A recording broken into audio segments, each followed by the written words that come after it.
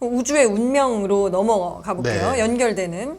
그래서 513페이지에 보시면 우주 팽창과 대폭발 이론이 전반적으로 옳다고 한다면 우리는 좀 더 심각한 문제에 직면하게 된다.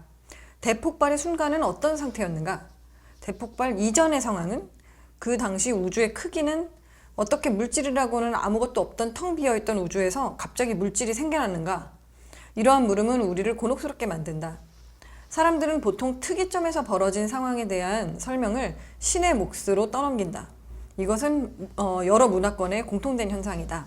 하지만 신이 무에서 우주를 창조했다는 답은 임시 변통에 지나지 않는다. 라는 이야기가 있습니다. 네, 그러니까 이제 우주 기원론에 대한 이야기 네. 같잖아요. 네. 우주가 팽창하는 건 아까 말씀드린 대로 이제 팽창을 하면 그 속에서 물질이 막 생겨나가는 과정을 우주 진화론이라고 부르는데, 그 칼 세이건은 우주론 학자가 아니에요. 그리고 이 칼 세이건이 1980년에 이 책을 쓸 당시에는 우주론이 지금처럼 이렇게 막 발달해서 뭐 많은 게 알려진 건 아니고, 칼 세이건은 행성과학자라서 네. 행성계 내의 어떤 탐사와 우주 생명체 이런 거에 관심이 더 많던 사람이에요. 네. 그런데 그 칼 세이건이 당연히 이제 뭐 천문학자가 이런 문제를 던지는데 이거를 자기의 연구로 파고든 사람은 아니었어요. 네. 그런데 지금 여기 질문한 우주가 어떻게 해서 생겼는가, 특이점은 있는가, 네. 뭐 이런 것들을 우리가 이해할 수 있는 수준으로 만들어 준 게 스티븐 호킹 박사님이에요. 그러니까 스티븐 호킹 박사님의 그 박사학위 논문이 네. 빅뱅 우주론을 네. 이렇게 추구해가지고 그 특이점이 어떻게 되는가 하는 것들을 수학적으로 구현하고 천문학적으로 관측 가능한 영역으로 끌어온 게 스티븐 호킹 박사님이에요. 그래서 스티븐 호킹 박사님이 시간의 역사라는 책을 쓸 때 그 네. 서문을 칼 세이건이 써요. 1988년에 나오는데, 네, 네. 그래서 여기 그 신이 무에서 우주를 창조했다는 답은 임시 변동이 지나지 않는다 그랬는데 그 시간의 역사에서의 기조가 그거예요. 뭐 신이 없어도 상관없다, 우리가 다 할 수 있다, 뭐 이런 거죠.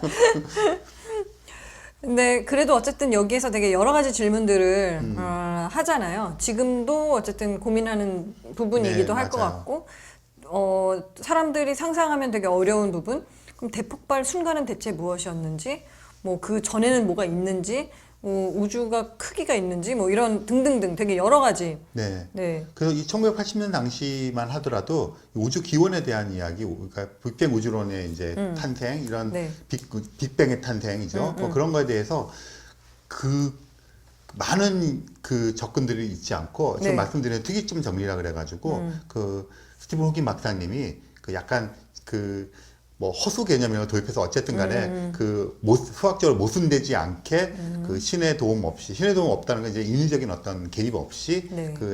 우주가 생겨날 수 있는 그런 이야기를 해요. 그리고 이제 양자역학이라든가 이런 것들을 좀 근원적으로 이렇게 치고 나가다 보면 네. 지금 와서 우리가 부르는 다중우주라든가 네. 이런 개념들을 통해서 그런 여러 가지 우주 중에 하나로서 우리가 살고 있는 우주가 태어날 수 있는 가능성에 대한 이론들이 이제 많이 나와 있어요, 그때부터. 네. 그래서 우주 기원론은 쟁점은 이거예요. 네. 수학적으로 자체적으로 조직화되고 자체적으로 모순이 없는 방정식이 있고, 네. 그 방정식에 해가 있으면 우주가 탄생을 하는 거예요. 어. 어쨌든 과학에서는 해가 있다고 하는 얘기는 존재할 수 있다는 이론적인 토대가 있는 거고, 네, 네. 그게 시간에 따라서 흘러가면서 어떻게 변해가면 존재하는 거죠. 그래서 이 우주 기원론은 지금 이제 양자역학적인 우주 기원론이라든가 네. 뭐 여러 가지 몇 가지가 있어서 하고 있는데, 이런 것들이 추세만 말씀을 드리면 네. 다중우주가 굉장히 자연스러운 개연성 있는 것을 하고 거고, 그 중에 한 우주가 우연히 태어났는데 그게 우리 우주다. 이게 지금의 패러다임이에요. 그러니까 칼 세이건은 일단 질문은 무수히 던질 수 있으되, 네. 여기에 실어서 사람들과 공감할 만한 우주 기원론이 당시에는 없었어요. 이것은 80년이고. 네, 1980년. 지금도 사실은 네. 양자역학적인 우주 기원론이 되게 각광을 받고 있어요. 네. 그렇지만 그것도 수학적인 모형이고, 그것을 네. 관측적으로 대폭발 우주론처럼 이렇게 아까 우리가 말씀드린 것처럼 구분할 수 있는 뭘 해야 되잖아요. 네. 그렇게 관측적으로 구분할 수 있는 단계까지 아직 못 왔어요. 그래서 빅뱅 우주론은 천문학이고요. 네. 우주 기원론 지금 말씀드린 건 수학이에요. 아직 관측으로 못 넘어왔죠. 네. 그러니까 그 정도 상태로 우주 기원에 대해서는 얘기가 지금도 되어 있다. 네, 네. 그래서 처음 이런 질문을 밖에 던질 수 없었던 것 같아요. 당시로서는. 그걸 구분하는 거 되게 일반인 사람들이 잘 못하는 것 같아요. 맞아요. 빅뱅 우주론은 실제로 과학 쪽으로 어쨌든 편입이 된 거고, 네. 그리고 그것에 대한 뭐죠? 뭐 양자역학적 우주 기원론이라든가 네, 뭐 이런 우주 것들, 기원론에 기원론. 대해서는 어쨌든 수학적으로 지금 열심히 풀고 있다. 네. 그러니까 이제 약간 이렇게 생각하시면 돼요. 뭐 구분이 또렷한 거 아닌데, 네. 우리가 수학적으로 존재한다. 네. 그 다음에 물리학적으로 존재한다. 천문학적으로 존재한다. 이렇게 네, 했을 때 네. 약간 뉘앙스를 생각해 보시면, 천문학적으로 존재한다는 건 천체를 다루는 거잖아요. 그러니까 우리가 지금 우주에서 살고 있어요. 네. 그럼 우리가 관측하는 천체라는 대상들이 물질이 있잖아요. 그렇죠. 그런 것들은 일정한 수명을 가지고 살아가요. 그러니까 존재한다는 거는 시간에 따라서 어느 시간을 점유해야 된다는 거잖아요. 네. 근데 대부분의 천체들이 그렇잖아요. 그렇죠. 그러니까 그 별이 탄생하고 뭐 은하가 있고 이건 천문학적으로 다루는 건데 빅뱅 네. 우주론에 의해서 이런 게 진행되고 있는 거란 말이에요. 네, 네. 그러면 이제 빅뱅 우주론에서 일어난 일들은 천문학의 연구 대상이 되는 거죠. 네. 거기 천체들. 그런데 우주 기원론은 그러려면 이제 얘가 존재하고 뭐 하였다는 게 돼야 되는데 네. 그러려면 이제 이거를 관측을 통해서 확인을 해야 되는 거죠. 네. 그러니까 우리가 관측을 통해서 이런 걸 확인을 하니까 천문학적으로 존재한다고 얘기하는 거예요. 근데 관측을 통해서는 안 해봤으니까 네. 과학이라고 하는 건 관측과 이론이 맞아서 비교를 하고 이래야 되는데 비교할 수가 없어요. 네, 네. 그러면 이거는 아직은 과학이 아니야 라고 생각하는 거죠. 그렇지만 수학에서는 방정식이 존재하면 수학의 세계에서 존재하는 거죠. 네. 해까지 있어주면 가능한 세계가 존재하는 거죠. 아, 그 방정식인데 해가 없어요. 네, 네. 그거는 수학적인 모형으로 완전하지만 해가 없는 모형인데 해가 1, 2, 3이 있으면 세 가지의 가능한 물리적 존재가 있을 수 있는 수학 모형이 되는 거죠. 그럼 이거는 천문학적인 존재는 아니죠. 네, 네. 네, 그렇게 구분을 좀 하시면 될 것 같아요. 그러니까 수학이 훨씬 더 큰 영역이라고 생각하시면 되죠. 네. 그러면 우주의 기원론은 그렇게 네. 치겠는데, 그러면 이제 그 우주가 어떻게 될 것인가? 요거를 한번 볼까요? 네. 520페이지에 보시면은요. 우리 우주가 영원 무궁 팽창하는 우주인지 아니면 팽창과 수축을 주기적으로 반복하는 우주인지 누구나 확인하고 싶을 것이다. 구별할 수 있는 방법이 있다. 우주 물질의 재고를 조사하는 것이 그 한 가지 방법이다. 그리고 다른 하나는 코스모스의 끝, 영원의 벼랑 끝까지 가보는 것이다. 라고 얘기하네요. 이거는 약간 연구 분야인 것 같은데 갑자기 시적으로 끝나는 느낌이 있어요. 맞아요. 실제로 이게 이제 여러 가지 모델로 연구를 하고 있는 분야인 거죠? 그래서 이제 지금 우주론 그러면 네. 우리가 통칭해서 하지만 네. 우주 기원론, 우주 진화론, 네. 그다음에 우주의 미래. 미래. 뭐 그러면 이걸 뭐라 우주의 운명론이라고 해야 될까요? 뭐 그런 건데 사실 그게 아까 말씀드린 대로 우리가 지금 우주론이라고 부르는 거는 빅뱅 우주론 이런 건 다 우주 진화론이에요. 네. 우주가 팽창하면서 그 안에서 어떤 일이 벌어지는가. 결론으로 말하면 물질들이 많이 생겼다. 네. 이게 이제 결론인 거고요. 우주 진화는 아까 말씀드린 대로 왜 어떻게 태어났는지에 대한 수학적인 모형이 있다. 그러면 지금 우주가 팽창을 하고 있어요. 네. 그럼 우주가 앞으로 여기 한 것처럼 계속 팽창할 건지, 팽창하다가 멈춰서 그 상태로 계속 있을 건지, 가다가 멈춘 다음에 수축해서 한 점으로 다시 돌아올 건지. 네. 그러니까 아주 간단하게 생각하면 세 가지 솔루션이 있잖아요. 네, 네. 이게 아인슈타인의 그 장방정식을 풀면 이 솔루션이 다 나오는. 그러니까 아인슈타인은 네. 일반 한계성 이론을 만들었어요. 네. 그걸 우주 전체에다 적용해 본 거예요. 그러면 이제 시간에 따른 그 우주의 크기 변화. 그러니까 시간에 따른 우주 크기의 변화의 두 축을 만들고 네. 그러면 솔루션이 있으면 이게 쭉 가다가 계속 올라가요. 그러면 영원한 팽창. 가다가 이게 멈추고 내려오면 다시 수축. 수축. 가다가 이렇게 하면 그 그래서 상태 유지. 계속 팽창하는 걸 열린 우주. 네. 가다가 이렇게 다시 돌아온 걸 닫힌 우주. 이렇게 가다가 하는 걸 평평한 우주라고 네. 불렀어요. 네. 근데 그 솔루션들이 아인슈타인 네. 장방식을 만들고 나니까 이 사람 저 사람 풀어보니까 어떤 사람은 팽창하는 솔루션을 그 뭐 프리드만이라는 사람이 있고요, 네. 로버슨이라는 사람이 있고 워커라는 사람이 있고 르메트라는 사람이 있어요. 네. 이 사람들이 각각 풀었는데 네. 같은 결론에 도달을 했어요.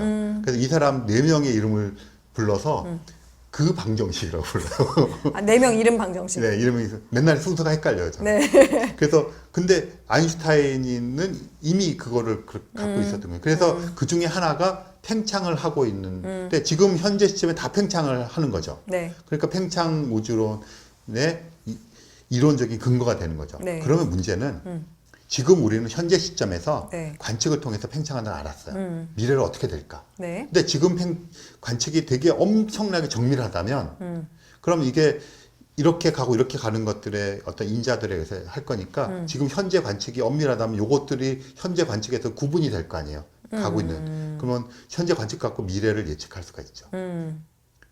그런데 요게 오차가 있으면 미래 예측이 되게. 네. 그래서 어떤 거냐면 우주가 계속 팽창한다는 이야기는 네. 우주가 팽창하는 팽창력이 있을 거 아니에요. 네. 뭔지 네, 네. 설명을 그냥 하기는 복잡하긴 하지만 우주를 팽창하게 만드는 원인. 네. 그럼 우주를 수축하게 만드는 원인이 있을 거 아니에요? 네. 그럼 수축하게 하는 원인은 명확해요. 중력이에요. 그러니까 물질이 있으면 서로 잡아당기니까 어쨌든 모이면 수축을 하는 거죠. 네. 그리고 팽창하게 하는 거는 원인을 몰라요. 뭐 뭔지 모르지만 어쨌든 팽창하게 하는 뭐라고 치면 네. 팽창력이라고 치면 팽창력이 우주 속에 있는 물질의 양보다 크면 우주는 계속 팽창하는 거죠. 네, 내가 네. 작게 역부족이죠. 네. 비겨요. 네. 균형을 잃어요. 그러면 어느 정도 팽창하다가 균형 유지. 근데 팽창한 힘이 작아요. 그러면 어느 정도 가다가 수축할 거 아니에요. 네. 그래서 지금 말씀드린 모델을 구분하려면 네. 여기에 지금 보면 우주 물질의 재고를 조사한다 그랬죠. 네. 네. 우주에 있는 물질의 양이 얼마나 되는가를 관측하면 되는 거예요.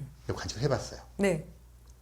관측을 했더니 우주가 팽창하는 걸 잡기엔 턱없이 부족해요. 그래서 열린 우주야 하고 했어요. 네. 근데 눈에 보이는 물질만 조사를 한 거예요. 아. 그러니까 눈에 보이는 물질은 별이라든가. 네, 네. 근데 그 물질은 눈에 보이지 않는 암흑 물질이 있다는 걸 알려졌어요. 그런데 암흑 물질이 90%고요. 눈에 보이는 게 10%예요. 그래서 그러면 암흑 물질이 많구나. 그래서 암흑 물질과 물질을 다 눈에 보이는 물질 합쳤어요. 네. 그러면 이거는 우주를 어떻게 만들겠더니 그래봤자 우주 전체를 이렇게 비기게 하기 위한 양의 30%밖에 안 돼요. 그러면 우주는 영원히 팽창하는 거잖아요. 그래서 우주는 영원히 팽창하나 보다 그랬어요. 근데 그러면 얼마나 빨리 팽창하지를 관측했어요. 네. 근데 이 양이 있으니까 팽창력이랑 비교하면 이렇게 팽창을 이렇게 할 거라는 게 예측이 되잖아요. 그게 아니라 막 가속 팽창을 하는 거예요. 그래서 이건 뭐지? 그러니까 지금 이 비율을 갖고는 네. 지금 이 가속 팽창률을 이야기할 수 없어요. 그러면 여기에 뭐가 더해져야 되면 가속 팽창을 하게 해주는 뭔가가 더 있어야 되는 거죠. 에너지가 그렇죠. 그래서 그걸 암흑의 에너지라고 불러요. 뭔지 모르는 뭔지는 에너지. 모르지만 있어야만 이걸 설명할 수 있어요. 네. 그래서 이 암흑의 에너지가 3분의 2, 암흑 물질과 일반 물질 3분의 1, 이게 현재 우리가 관측한 거예요. 그러면 이게 정체가 뭐지 암흑의 에너지에? 네. 그래서 찾다 보니까 아인슈타인이 그때 넣어놓은 우주 상수라는 게 있었지. 그때 우주 상수는 뭐냐면 이게 우주가 이렇게 수축해서 없어지고 막 움직이는 걸 하게 해서 청력처럼 만들어 놓은 거예요. 네, 네. 그러니까 얘는 많으면 많을수록 우주가 더 빨리 팽창하게 만들어요. 그 가속 팽창을 하는 메커니즘 중에 후보 하나가 유력한 후보가 우주 상수예요. 이렇게 해서 반전이 다시 반전이 돌아오는 거죠? 일어나고 아인슈타인은 틀려도 맞아요. 그러니까 이게 뭐야. 그러네요. 자기가 막 후회해가지고 평생 후회가 놓는데 현대 우주론의 미제를 일부 풀어주는 제거한 거예요. 그러네요. 와 정말 대단하잖아요. 네. 그래서 이제 지금 그렇게 해서 지금은 가속 팽창하는 것 같다고 하고 암흑 물질이나 네. 암흑 에너지 정체는 아직 못 밝히고 있어요. 네. 그렇게 되어 있고 영원의 벼랑 끝 왜 이런 얘기가 나왔을까요 이제? 그 우주의 끝에서 좀 이렇게 들여다보고 싶다 뭐 이런 거 아닐까요? 그러니까 아까 이제 그 우주의 기원을 할 때도 뭐 신의 뜻 이런 것도 그 스티븐 호킹 박사님도 뭐 신의 뜻을 알고 싶다. 신은 없다. 뭐 그러니까 결국 자기 뜻을 따라 이런 거겠죠. 그러니까 이제 궁극적으로 과학자를 알고 싶은 거죠. 그리고 우리는 약간씩 지금 알아가고 있는 거예요. 네. 그리고 우주의 미래에 대해서 이때는 몰랐지만 그 칼세간 박사님이 지금 살아 계시면 네. 정말 또 할 말이 얼마나 많겠어요.